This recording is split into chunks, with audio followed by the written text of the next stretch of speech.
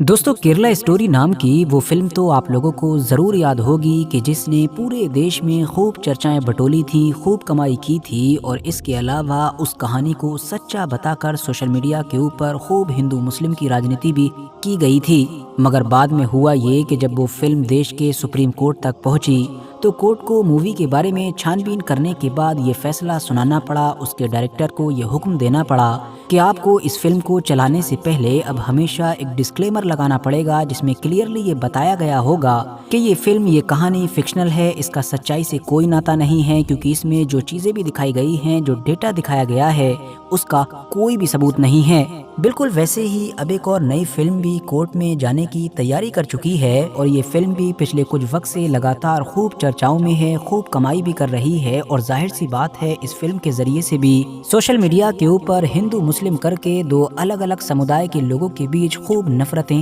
फैलाई जा रही हैं। मूवी का नाम है छावा, जिसमें 17वीं सदी के आखिर का वो भारत दिखाया गया है कि जब मुगल एम्पायर अपने उरूज पर पहुंचा हुआ था, जबकि दक्कन में एक्टिव मराठा अपने सर्वाइवल मतलब अपने वजूद की जंग लड़ रहे थे। जहां तक सबसे पहले बात है फिल्म के नाम की मतलब छावा की, तो छावा वर्ड का मतलब होता है शेर का पुत्र, मतलब कि शेर की औलाद। और यहाँ पर छावा संभाजी को कहा गया है, जो दरअसल मराठा एम्पायर के फाउंडर मतलब के छत्रपति शिवाजी महाराज के बेटे हुआ करते थे। ये फिल्म एक नॉवल पर बेस्ड है, मतलब कि एक नॉवल की कहानी पर ही बनाई गई है, जिस नॉवल का नाम ही छावा था और जिसको शिवाजी सावंत नाम के एक राइटर के द्वारा लिखा गया है। यही वजह है कि इस फिल्म की हिस्टोरिकल ऑथेंटिसिटी को ना तो पूरी तरीके से कबूल किया जा सकता है और ना ही पूरी तरीके से झुटलाया जा सकता है। अब अगर आप लोग सबसे पहले इस नॉवल के बारे में ही थोड़ी छानबीन करने की कोशिश करेंगे तो आपको पता चलेगा कि इसके राइटर ने स्टोरी टेलिंग को और भी ज्यादा जबरदस्त करने के लिए डायलॉग्स तो छोड़िए बल्कि बहुत सारे फिक्शनल इवेंट्स तक शामिल किए हैं और बाद में फिर इसी नॉवल के ऊपर बॉलीवुड की ये हिस्टोरिकल फिल्म तैयार की गई है। और जाहिर सी बात है, जब बॉलीवुड वाले कोई हिस्टोरिकल फिल्म बनाते हैं तो वो उसके साथ क्या कर डालते हैं ये मुझे आपको बताने की जरूरत नहीं है, क्योंकि पिछले 8-10 साल का रिकॉर्ड आप लोगों के सामने ही मौजूद है। इस फिल्म की कहानी में मेनली इस चीज पर फोकस करने की कोशिश की है कि किस तरह से उस दौर की दुनिया की सबसे बड़ी ताकतों में से एक मतलब कि मुगल सल्तनत के खिलाफ शिवाजी के बेटे संभाजी महाराज ने अपने कम रिसोर्सेस और लिमिटेड आर्मी के साथ बादशाह औरंगजेब आलमगीर की ताकतवर फौज से लोहा लिया और बाद में जब अपने ही चंद लोगों की गद्दारियों की वजह से मुगल संभाजी महाराज को पकड़ने में कामयाब रहे तो फिर बादशाह औरंगजेब आलमगीर के हुक्म पर इनको तड़पा तड़पा कर कत्ल कर दिया गया। अब इस बात में तो कोई भी शक नहीं है कि मुगल उस दौर में अपना सबसे सुनहरा दौर देख रहे थे, तो वहीं दूसरी तरफ मराठा लोग अपने सर्वाइवल की जंग लड़ रहे थे, मतलब उनका वजूद भी खतरे में आ चुका था।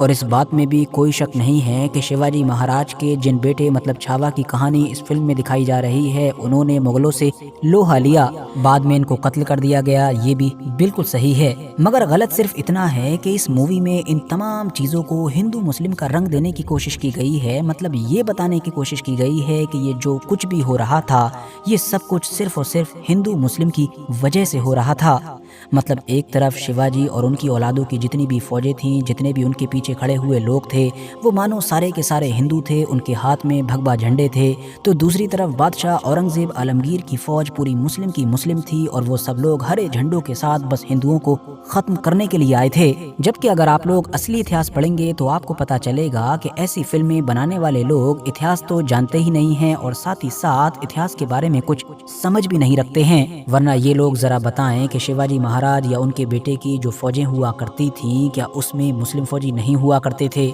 फौज तो छोड़ ही दीजिए, बल्कि उनकी फौजों के जो बड़े बड़े सिपह सालार हुआ करते थे और जो इनकी फौजों से जुड़ी हुई बड़ी बड़ी पोस्ट हुआ करती थी, उन पर उस दौर में बेशुमार मुसलमान बैठे हुए थे। बहुत सारे लोगों को जानकर शायद दुख होगा कि शिवाजी के जो इन्फेंट्री चीफ हुआ करते थे वो एक मुसलमान थे जिनका नाम था नूर खान बेग। उस दौर में शिवाजी की जो एक बड़ी ताकत समझी जाती थी, मतलब कि उनकी नेवी, उनकी जल सेना, اس کے جو بڑے بڑے چیف تھے ان میں سے 2 مسلمان تھے، جن میں سے ایک کا نام تھا دولت خان اور ایک تھے دریا سارنگ۔ شیواجی کے سب سے مشہور آرٹلری کمانڈرز میں سے 2 کا نام سدی ہلال اور ابراہیم خان ہوا کرتا تھا۔ باقی سب تو چھوڑ ہی دیجئے، سیکریٹری آف انٹیلیجنس مطلب کہ جو خفیہ ایجنسی ہوتی ہے اس کا جو ہیڈ ہوتا ہے وہ بھی شیواجی کا ایک مسلمان ہوا کرتا تھا، جن کا نام تھا مولانا حیدر علی۔ شیواجی کے بیٹے سمبھاجی مہاراج کے جن کی کہانی اس مووی میں دکھائی جا رہی ہے، ان کے ساتھ بھی ایک مغل شہزادہ ہوا کرتا تھا جس کا نام تھا اکبر، اور جو دراصل خود مغل بادشاہ اورنگزیب عالمگیر کا بیٹا تھا، اور ظاہر سی بات ہے یہ بادشاہ اورنگزیب عالمگیر کے لیے تو ایک غدار تھا،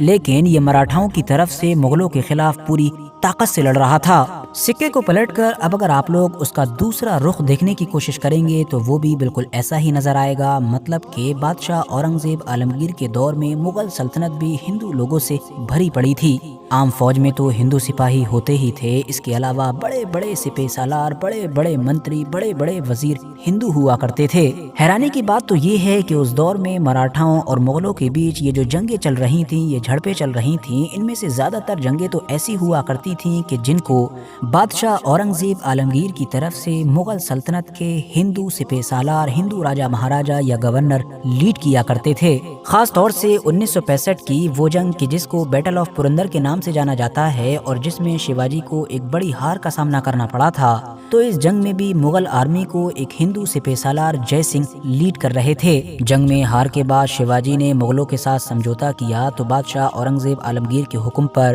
مغلوں کی طرف سے اس سمجھوتے کو یا آپ کہہ سکتے ہیں کہ اس ٹریٹی کو بھی جے سنگھ نے ہی انجام دیا تھا۔ 1965 میں ہوئے اس سمجھوتے کے تحت چھترپتی شیواجی اب مغلوں کے انڈر میں رہنے کے لیے تیار ہو گئے تھے۔ ان کو نہ صرف اپنے 23 کے قریب قلعوں کو چھوڑنا پڑا تھا، مغلوں کے حوالے کرنا پڑا تھا، بلکہ یہ بھی وعدہ کرنا پڑا تھا کہ وہ دکن کے علاقے میں مغلوں کی مدد کرنے کے لیے اپنے بیٹے مطلب کہ سامبھاجی کی لیڈرشپ میں 5000 گھڑ سواروں کو مغلوں کی مدد کے لیے بھیجیں گے۔ اب یہ دونوں ہی طرف ہندو مسلمان کی آپس میں اس طرح کی مکسنگ اور حالات کے حساب سے وقت وقت پر کبھی سمجھوتا کر لینا، کبھی ایک دوسرے سے جنگیں کر لینا، یہ سب کچھ دیکھ کر آپ کو اتنا تو سمجھ آ گیا ہوگا کہ کم سے کم یہ سب کچھ ہندو مسلمان کے لیے نہیں ہو رہا تھا، کیونکہ اگر ایسا کچھ بھی ہوتا تو دونوں طرف نہ تو اس طرح کی کوئی مکسنگ نظر آتی اور نہ ہی کسی طرح کا کسی کے بیچ کوئی سمجھوتا نظر آتا، کیونکہ جب معاملہ ریلیجن، دھرم اور مذہب کا آ جاتا ہے تو ہم جانتے ہیں کہ پھر کوئی بھی کسی سے سمجھوتا نہیں کرتا ہے۔ یہ جو کچھ بھی ہو رہا تھا یہ زیادہ سے زیادہ زمین حاصل کرنے کے لیے یا زیادہ سے زیادہ زمین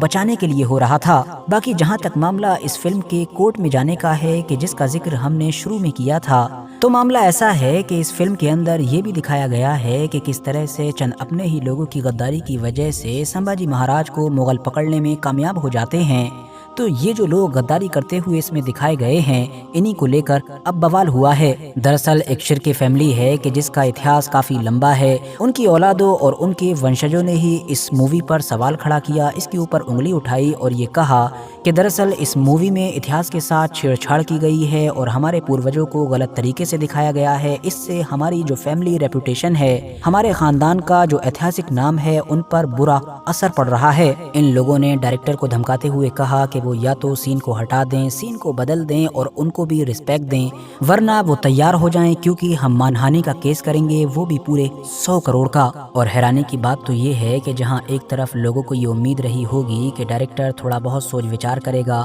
ان لوگوں سے شاید کورٹ میں لڑائی بھی کرے گا، جنگ بھی کرے گا، لیکن ہوا اس کا بالکل الٹ، کیونکہ ڈائریکٹر صاحب نے تو دیری نہ کرتے ہوئے فوراً ہی اس فیملی سے معافی مانگ لی ہے۔ باقی فیملی ان کی اس معافی کو قبول کرے گی یا نہیں، اور اگر کرے گی تو کس شرط پر کرے گی، یہ سب تو آنے والا وقت ہی بتائے گا۔ لیکن ہاں یہ بات ضرور کلیئر ہو جاتی ہے کہ خود ڈائریکٹر صاحب کو بھی اپنی اس فلم کی کہانی پر یا اس کے ہسٹوریکلی کریکٹ ہونے پر کتنا زیادہ بھروسہ ہے۔ باقی آج کی اپنی ویڈیو کو ہم یہیں پر ختم کرتے ہیں۔ ویڈیو اگر جانکاری سے بھرپور لگی ہو تو لائک کرنے کے ساتھ ساتھ دوستوں کے ساتھ ضرور شیئر کریں، اور ایسے ہی نالجیبل اور ہسٹوریکل ویڈیوز ہمیشہ دیکھنے کے لیے ہمارے اس چینل کو سبسکرائب کرنے کے ساتھ ساتھ بیل آئیکن کو ضرور پریس کریں۔